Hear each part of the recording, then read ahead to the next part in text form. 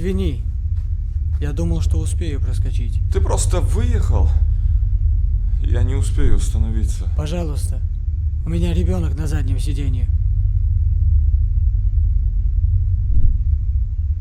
Я еду слишком быстро. Прости.